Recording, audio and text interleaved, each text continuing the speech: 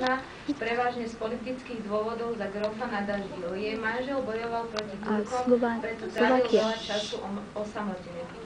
Starala sa o rodinné financie, majetky a liečila svojich poddaných. Na svoju dobu bola veľmi vzdelaná žena, ktorá hovorila 4 jazykmi. Zaujímala sa o vedu, astronómiu a okultizmus. Taktiež trávila veľa času pred zrkadlom, premýšľajúc o svojej kráse. Okay, Elizabeth Bathory is one of the most infamous figures in history, known as Blood Countess. She was born in 1560 to a well-established family. At the age of 15, she got married for political reasons to Count Nadasti. Her husband went to the war against the Ottoman Turks, so she spent much time on her own, alone. She managed business affairs, the estates and medical care for peasants. She was an educated woman who could speak 4 languages.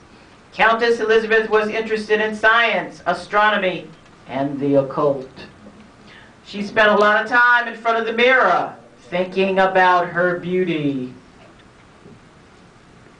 Po manželovej smrti v roku 1610 sa jej obavy zo staroby zväčšovali. Po udretí služby, potom ako ju pri žesaní silno potiahla za vlasy, sa jej krv dostala na Alžbetinu pokožku. Začala si mysleť, že krv omladí jej pokožku a ostala v presvedčení, že to je tajomstvo večnej mladosti.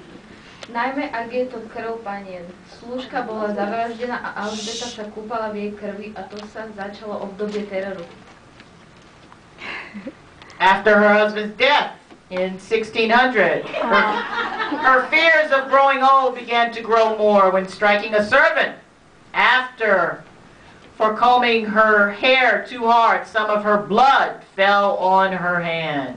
She thought the blood made her skin younger. Oh, wow. And became convinced that blood was the secret of eternal youth, especially if it is blood from virgin girls. The maid was murdered so Elizabeth could bathe in her blood. From here, her most notorious deeds began.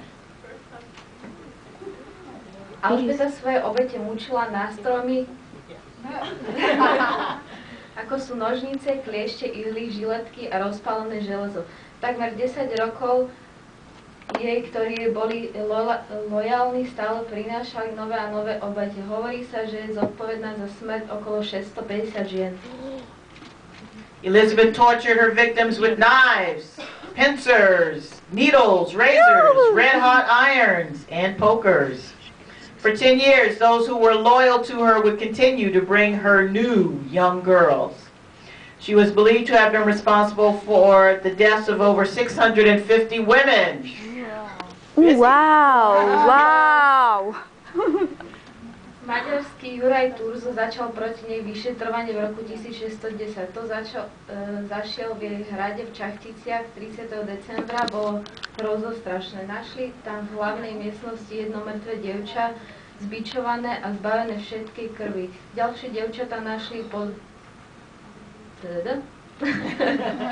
zámockom voze našli niekoľko žijúcich dievčat v hroznom stave. Pod zámockými hradbami vykopali okolo 50 mŕtvol. Investigation on her activities began in 1610 by George Thurzo Palatine of Hungary, the leader of Hungary. What he found in her residence in Katic,